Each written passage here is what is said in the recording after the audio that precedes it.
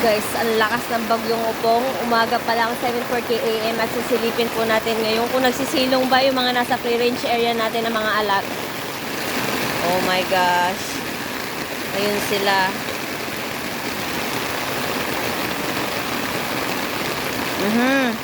Hindi pumasok sa kulungan ng iba. Yung iba nasa kulungan, nagsitago na. Pero itong ilan nandito sa harap ng kubo natin. Baka maampiyasan kayo dyan. Bakit di kayo nagsipasok sa inyong kulungan? Ay. So mamaya, pagka tumila-tila ng kaunti ulit, kasi tumitila naman siya eh. Ipapasok natin sa kulungan para mas safe sila. Ayan. Meron nila.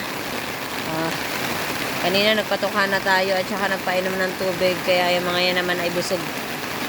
So ito lang yung paghahandaan natin lagi. Yung ating kulungan kapag umuulan. Kagaya niyan dati, yung trapal na yan, wala pa yan. So talagang umaampias minsan.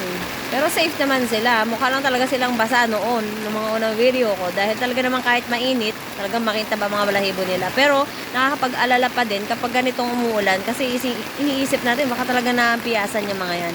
Lalo ngayon, tingnan nyo naman, nasa labas. So mamaya, gagawa natin ng paraan na maipasok sila sa loob para talagang mas safe sila, no? Hindi sila mabasa. So yun lang update for today's video, guys. So ito yung estado ng bagyong Opong ngayon po, 7:40 AM dito sa Calabarzon area, Batangas. This is